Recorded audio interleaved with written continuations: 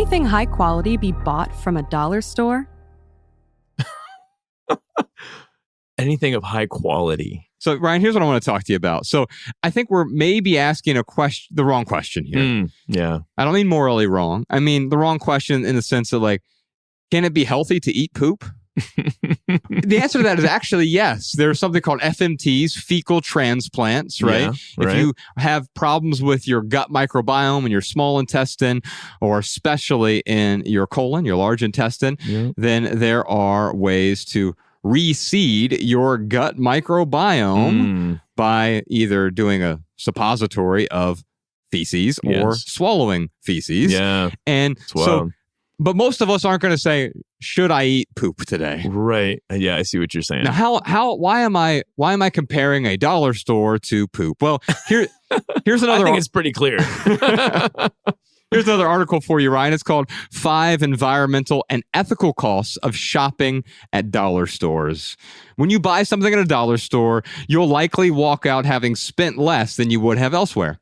You may have saved money, but you certainly won't be saving anything else because you're popping up on seemingly every corner, or because they are popping up on seemingly every corner. It's not hard to drop in for a quick, cheap purchase. But unfortunately, we've come up with 5 environmental and ethical costs of shopping at dollar stores that aren't listed on the price tag.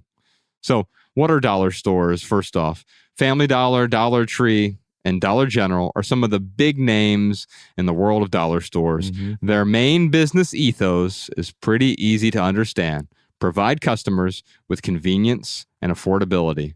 And I'll even say this, Ryan, that these cheap goods, they benefit both the consumer and the corporation, at least ostensibly.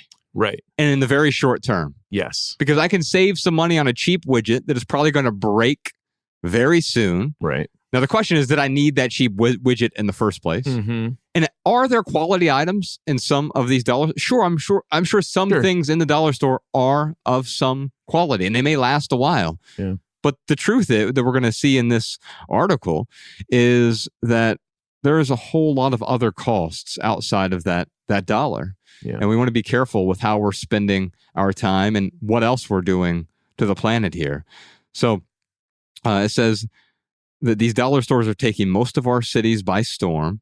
In fact, as America's neighborhood general store, Dollar General now has more than 17,000 locations in 46 states.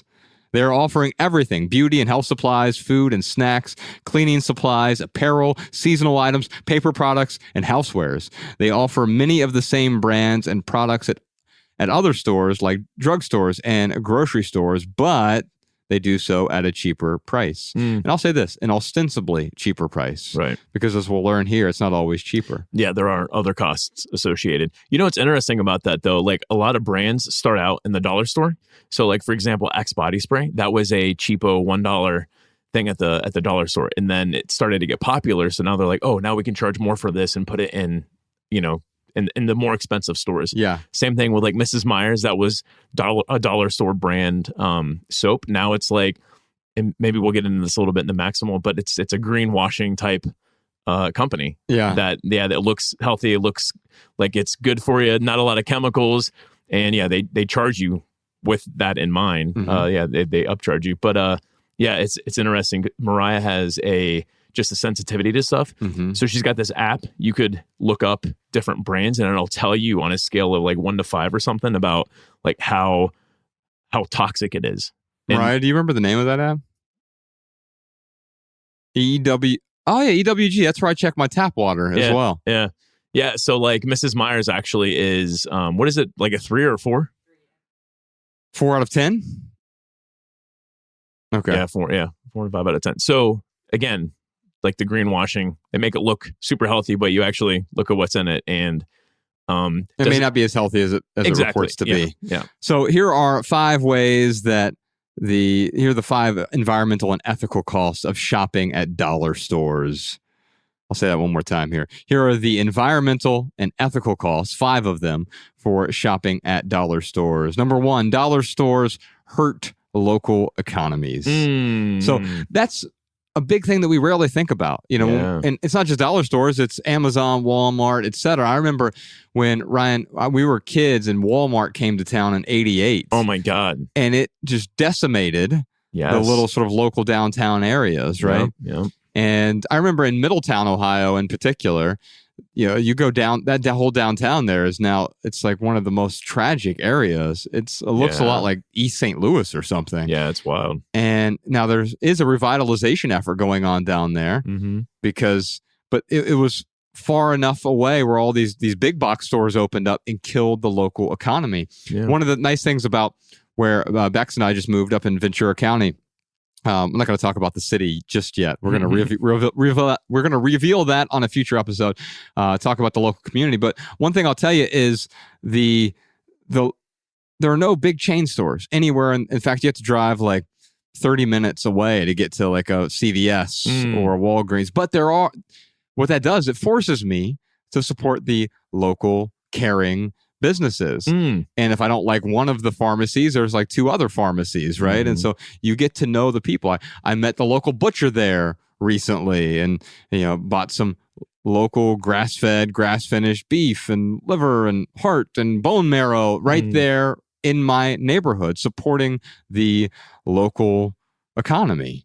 And one thing that we don't realize when we go to a dollar store or a Walmart or somewhere else is we aren't supporting people locally per se. Now, of course, local workers potentially, but we're not supporting local business owners. And most of that money, if you go to one of these giant multinational corporations, most of that money is not going back in to your local community. Yeah.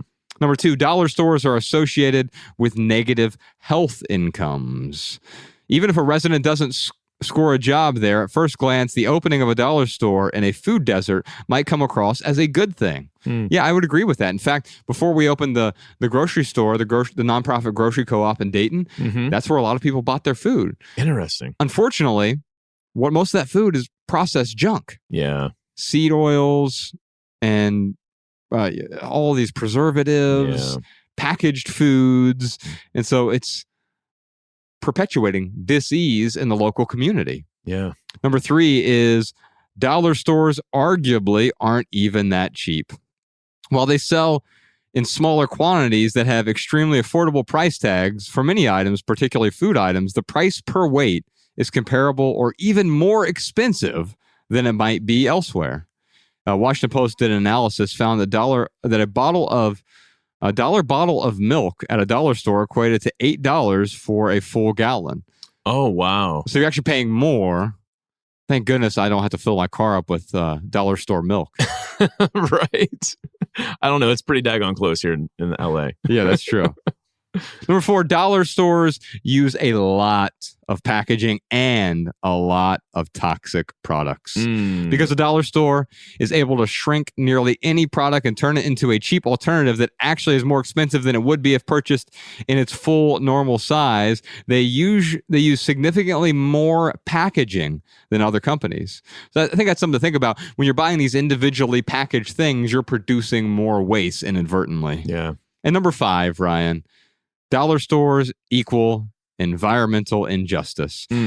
This brings us to a problem our country is facing, and dollar stores like these certainly play a role in environmental justice issues. The individuals who see the bright yellow DG sign down the street and who rely on it for many of their essentials are likely choosing between food and rent and struggling to meet their basic needs. Right. I think that's true. When you see a lot of these dollar stores, they're popping up in neighborhoods without grocery stores, right? Yeah. And quite often they are preying on low income people. And so while the prices appear to be cheaper, it's just like if I were to sell you cigarettes individually, Ryan, it's going to appear to be cheaper. I'm doing 2 things here. I'm actually charging you more as opposed to buying a whole pack of cigarettes. Yeah. But at the same time, I'm also selling you cigarettes, right, which are harmful to those communities in particular, right? Yeah. I mean, the communities where you and I grew up were really poor, and we didn't have access to a local grocery store real close to where we were, and yet we had access to an equivalent of a dollar store, right? Yeah. A sort of convenience store with Cheetos and liquor and a lot of things that are unhealthy for us without the alternatives to the unhealthy things. Yeah. Man, it's such a hard, because like I feel like I need to throw the caveat in here of like, this isn't trying to make anyone feel bad for shopping at the dollar store or like any judgment, but it is what it is. And it's an important thing to note that like, yeah, some of these folks shopping, they have to choose between rent and other and food.